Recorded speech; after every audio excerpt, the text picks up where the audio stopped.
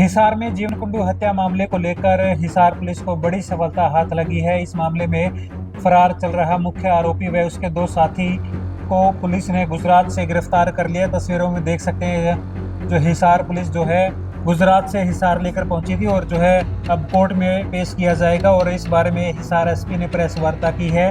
आइए क्या कुछ कहना है हिसार एसपी का इस मामले को लेकर। देखिए, जैसा कि आप सभी को विदित है कि 4 अगस्त 2026 को एसटीएम थाना क्षेत्र में सूर्यनगर इलाके में एक घटना हुई थी, जिसमें जीवन नामक व्यक्ति की मृत्यु हो गई थी।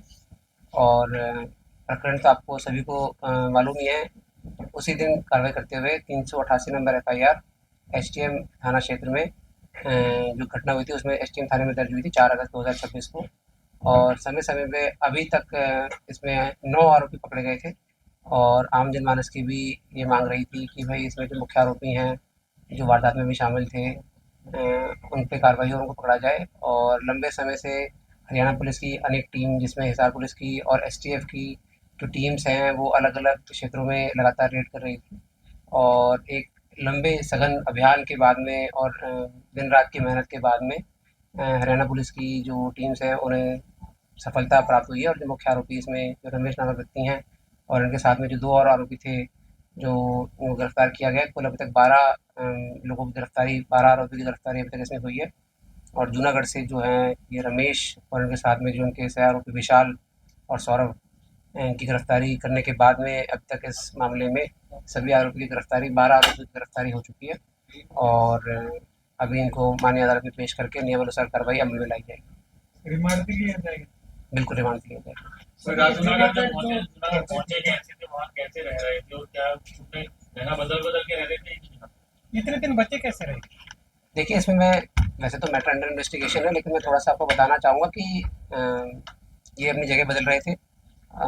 और लगातार हमारी जो टीम्स हैं वो इसमें चेकिंग कर रही थी।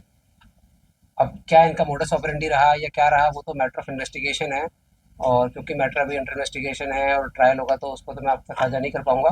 लेकिन मैं ये ज़रूर बताना चाहूँगा कि हरियाणा पुलिस की जितनी भी टीम्स इसमें लगी हुई थी, जहाँ भी लगी हुई थी, बहुत मेहनत करी है हमारी टीम्स में, दिन रात मेहनत करी है। और जो और स्टेट्स की जो पुलिस है, उन्होंने भी हमारा बहुत हमारे बहुत कोऑपरेशन किया, बहुत सहायता प्रदान करी है। ना सिर्फ ह्यूमन इंटेलिजेंस बल्कि टेक्निकल इंटेलिजेंस, और भी कहीं से कोई इन्फॉर्मेशन चाहिए हो या इन्फॉर्मेशन डिसेमिनेट करनी हो, सीसीटीवी के माध्यम से कोई इन्फॉर्मेशन लेनी हो या चेक करनी हो, सभी ने बहुत सहायता प्रदान करी। कोई राजनीतिक संरक्षण प्राप्त होने की कोई लिंक मिला? बिल्कुल भी नहीं जी, ऐसा बिल्कुल भी ऐसा नहीं है। ये इस प्रकार की जो अफवाहें हैं, इस पे किसी को भी किसी भी प्रकार से बिल्कुल भी ध्यान नहीं देना चाहिए। और आप सभी के माध्यम से मैं बताना भी चाहूँगा कि कोई ऐसी बात होती है या कोई ऐसी न्यूज़ होती है जिसका फैक्ट चेक नहीं किया गया हो या जिसको नहीं जांचा गया हो, उसके बेसिस पे कोई स्टोरी को बनाना या चलाना या लोगों को उसके बारे में बताना, ये रिस्पॉन्सिबल जर्नलिज्म का मेरे हिसाब से पार्ट नहीं है।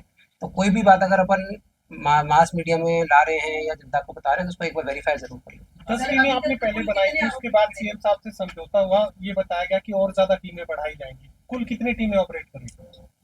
देखिए, अलग अलग टाइम पे अलग अलग टीम्स हमारी ऑपरेट कर रही थी। एक समय पे हमारी 10 टीमें थी, फिर उसके बाद कुछ टीमों को हमने रीऑर्गेनाइज भी किया जब हमको पता चला, जैसे जैसे इन्फॉर्मेशन आती गई कि भाई आरोपी कहाँ हो सकते हैं, या मौके के अनुसार हमारे पास में जो भी इंटेलिजेंस है, जो भी इन्फॉर्मेशन है, उसके हिसाब से हमने उसको अपडेट भी किया।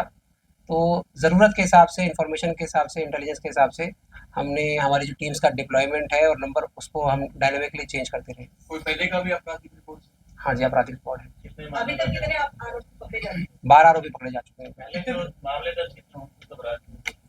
देखिए, जो ये रमेश नामक व्यक्ति हैं, इनके खिलाफ ये तीसरी एफआईआर है। और बाकी जो भी और डिटेल्स है वो आपको प्रेस नोट के माध्यम से शेयर कर दी जाएगी। तो सर, क्या वेपन भी बरामद हुए गिरफ्तारी के दौरान?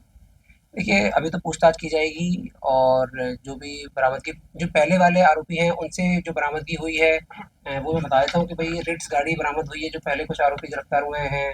और कुछ डंडे लाठी वगैरह बरामद हुए जो पहले आरोपी गिरफ्तार हुए हैं, इनसे अभी पूछताछ की जाएगी। और जो भी हथियार में इन्होंने सामान इस्तेमाल किया, उसकी बरामदगी की सर, जाएगी। लगातार जो शरण दी गई थी जिस कहानी पुलिस से बचते रहे, क्या उनको भी गिरफ्तार किया गया?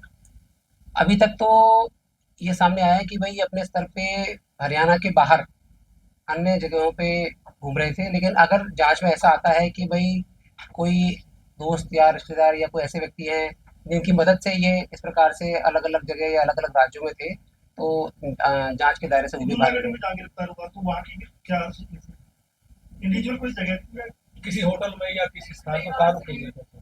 देखिए, ये तो मैं थोड़ा एग्जैक्ट डिटेल तो बताना अभी ठीक नहीं होगा, लेकिन एक पब्लिक प्लेस पे रुके हुए थे। और ये जांच में अगर कहीं आता है कि भाई किसी ने ऑर्गेनाइज तरीके से अगर किसी को वो संरक्षण दे रखा है या ऐसी कोई बात है, तो उसके बारे में भी आपको अवगत कराया जाएगा, नियमानुसार कार्रवाई अमल में लाएगी। डायरेक्ट की तो मेन जो रहा कि पुलिस की इंफॉर्मेशन रही या जो सीसीटीवी कैमरे की मदद रही, मेन जो हेल्प मिली की चीज थी। देखिए, इसमें दोनों चीज़ें, टेक्निकल इंटेलिजेंस और ह्यूमन इंटेलिजेंस, दोनों का ही बहुत पुरजोर रोल रहा हर प्रकार से। और मैं मानता हूँ कि लगातार प्रयास करने का नतीजा है, क्योंकि जब कोई भी आरोपी अगर कोई दूसरे स्टेट में होता है या मान लीजिए कोई टेक्निकल इनपुट्स को इस्तेमाल कर रहा है या इस प्रकार से कोई चीज़ हो रही है, तो थोड़ा मुश्किल तो हो जाता है। लेकिन मैं मानता हूँ कि जो हरियाणा पुलिस के जो इन्वेस्टिगेटिंग ऑफिसर्स हैं, और जो ग्राउंड पे जो टीम काम करती है, ये उनकी मेहनत का परिणाम है कि भाई अगर आरोपी कहीं और भी है तो निरंतर प्रयास के बावजूद भी उनको पकड़ा जा सकता है। मुख्य आरोपी रमेश छत्री के खिलाफ 3 एफआईआर का जिक्र आप कर रहे हैं, किस नेचर की है वो, किस तरह का प्रोफाइल है? देखिए, तीसरे एफआईआर तो ये मर्डर की एफआईआर है ही, और इसके पहले लड़ाई झगड़े की एफआईआर। तो भेष बदलने की कोशिश की थी या नॉर्मल? नहीं, कुछ सीसीटीवी में थोड़ा उन्होंने अटायर चेंज करने की बात देखी गई थी। कितनी गिरफ्त से बाहर है सर?